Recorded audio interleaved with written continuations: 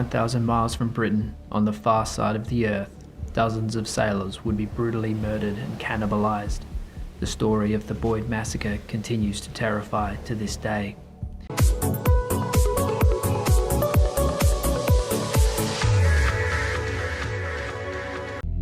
HMS Boyd was a British brigantine, a type of vessel used to transport cargo across oceans.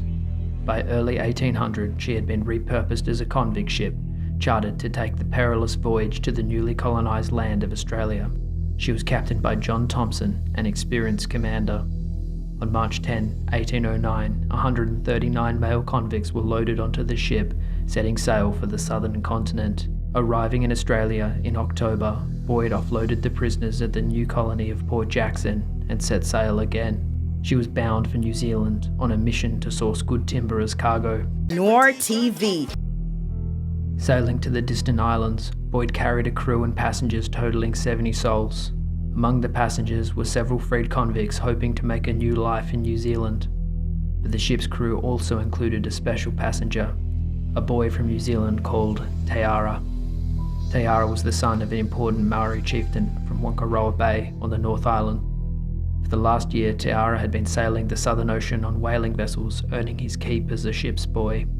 Halfway through the voyage across the stormy Tasman Sea, Taiara caught the ire of the ship's captain. One version of events recounts how the ship's cook threw some cutlery overboard. Seeking to shift the blame, the cook accused Taiara of theft. Another version of events claims that Taiara was lazy and sullen. Being the son of a chieftain, he refused to perform his duties as the ship's boy. Whatever the turn of events, the captain proved himself a cruel master. He brought Taiara to the ship's anchor and tied him down. For days, Taiara was deprived of food and water as punishment. But this wasn't enough for the captain, and as Taiara refused to cooperate, the captain's anger grew. Taking out the ship's cat of nine tails, Thompson had the boy whipped mercilessly. The humiliation caused Taiara's heart to burn with rage. The boy in that moment decided to exact revenge on the cruel captain and the ship itself. As Taiara was recovering from the whipping, he hatched a plan. He decided to convince Thompson that he had learned his lesson, that he would perform his duties without complaint. As time passed, the captain thought that the boy had learned his lesson and had fallen into line. After working hard to regain Thompson's trust, Taiara convinced him to sail to Whangaroa Bay on the North Island of New Zealand.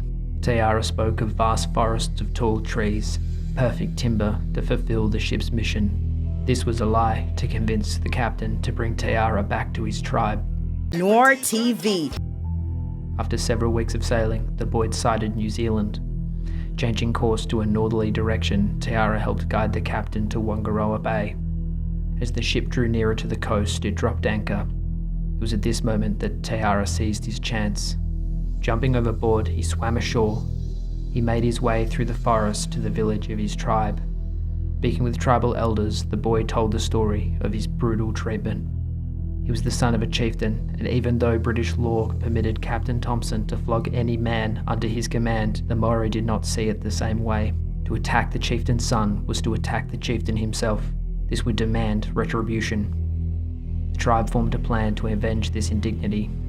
Making contact with the Europeans, the tribe's chief named Tupui invited Captain Thompson on an expedition up a local river.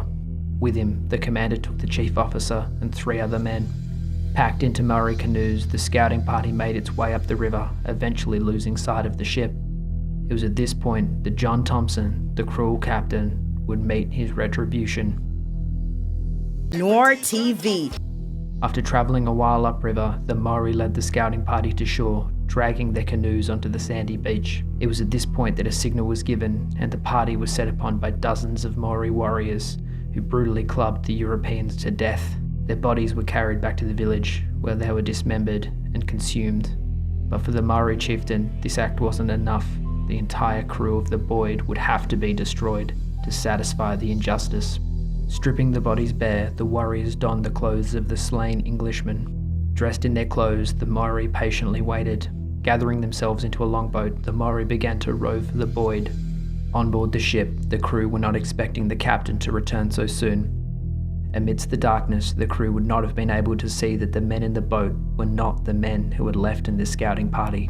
The Maori hailed the crew of the Boyd, but waiting in the darkness were other canoes, filled with warriors. The boats drew closer to the Boyd, surrounding it in the darkness. And then a signal was given. Leaping aboard the ship, the warriors set upon the crew with a furious vengeance, striking and killing man after man on deck. Several of the ship's occupants managed to scale the rigging and hide amongst the canvas and ropes. From there, they watched with utter terror as a scene of carnage unfolded. Below decks, several of the freed convicts and the remaining crew huddled, attempting to hide from the onslaught. Searching the ship, the Maori dragged the cowering Europeans onto the deck, where one by one they were clubbed to death. The bodies of many of the crew were brutally dismembered and piled into heaps on the ship's deck. NoireTV. Of the 70 souls who set sail from Port Jackson Colony, only 5 had survived the massacre. The Maori warriors gathered the bloody corpses of the slain Europeans into their canoes and paddled off into the night. Waiting until dawn, the survivors left their hiding places and gathered together on the ship's deck. We can only imagine the utter terror that must have gripped the survivors of the massacre. It was at this moment that fate had other things in store. Canoes appeared on the horizon. Drawing alongside the ship and climbing aboard were several Maori warriors. But it wasn't Tepui returning to finish his bloody task, but those from a different tribe. A new chieftain named Tipahi climbed aboard. The survivors did not speak the local language, but it was obvious to Tipahi what had taken place. Tipahi offered assistance to the ship's survivors and gathered them onto his canoes. He was to take them to his village and decide what to do next. As the canoes made their way along the coast, their luck, however, took a turn for the worse. War canoes were spotted rowing towards Tipahi and the rescued survivors. The Wangaroa tribe had returned. With few options, Tipahi returned to the shore and decided to make his escape by foot. Landing just behind them, the Wangaroa leapt from their canoes and chased the fleeing party. In the chaos, the Wangaroa managed to capture the fleeing Europeans. They were bound together and then loaded onto canoes. Little is known about the events following, but it was revealed later that prisoners were treated with no kindness. One of the survivors, the ship's second mate, was put to death and eaten after he could no longer make fishing hooks for the tribe. Without a crew, the Boyd was left anchored in Wangaroa Bay. Tepui decided to return to the ship. He was after the ship's gunpowder. At this point in time, New Zealand colonists were engaged in warfare with the local tribes who had learned the importance of firearms in their struggle against the colonizers. These new weapons would help the Wangaroa tribe. Climbing aboard, Tepui found the ship's armory deep below the waterline. There, he found muskets with large barrels of gunpowder strewn about. The Maori attempted to work the new weapons, but unfamiliar with them, they turned to smashing open barrels of gunpowder. With the powder spilling all across the floor, one of the tribesmen struck a flint. The spark started a fire, triggering an enormous explosion that killed the man, along with 9 others instantly. Above deck, Tepui and the other members of the tribe saw flames leaping from below and made the decision to jump from the burning ship. The Maori gathered into their canoes and left the Boyd to burn. NoireTV. Massacre travelled fast to the surrounding colonial settlements. Wild tales of brutal murders and vicious cannibals electrified the colonists. The stories also told of several survivors in the captivity of a war chief. Hearing this news, a local captain, Alexander Berry, put together a rescue party and sailed for Wangaroa Bay. His mission was to recover the European prisoners. Sailing to different Maori settlements, Captain Berry captured and held both Tepui, the murderous chieftain, and Tipahi, the man who had offered assistance. He demanded the safe release of the survivors of HMS Boyd. Berry told the chiefs that they were to be transported back to Europe to answer for their crimes unless they returned the stolen property from the ship and returned the prisoners. Messengers were sent to their villages and it was agreed that the prisoners should go free. Captain Berry also took possession of the Boyd's journal and other articles of value that had been stolen. The imprisoned leaders were released back to their villages, stripping them of their ranks of chieftain. The blood debt had been paid, and to the Maori, the matter was now finally settled. The Boyd's debt had been paid.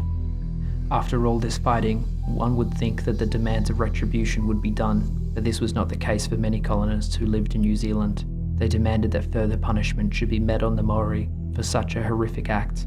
In March 1810, the crew of 5 whaling ships decided to exact their revenge on the local tribes. Sailing to Waiora Bay, the crew made anchor and landed their longboats. Making their way to a village, the men fired upon the villagers, slaughtering dozens of men, women, and children. But the whalers had made a grave mistake. The village they had attacked had belonged to Tipahi, the chieftain who had attempted to rescue the survivors of the Boyd. Tipperary was not present when the reprisals took place. After the killing was done, the whalers returned to their ships and sailed away, leaving a scene of destruction in their wake. Learning the cause of his village's destruction, Tipperary took up arms and gathered together his surviving warriors. He made his way to Whangaroa Bay and attacked the tribe of Tipeu. Tipperary was killed in the fighting, along with many of his warriors. We do not know if the murderous chieftain Tipui had justice served on him. NoireTV. News of the Boyd's massacre reached Australia and then travelled to Europe with returning ships.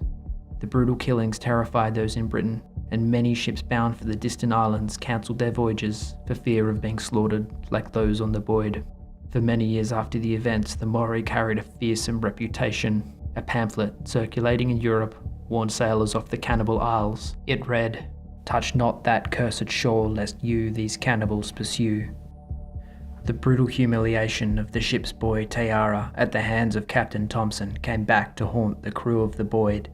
If the captain had only shown some restraint, this horrific massacre may never have come to pass. Tayara got his revenge. NoireTV, showing on Verizon Fios channel 269, Optimum channel 1100, and on Digicel.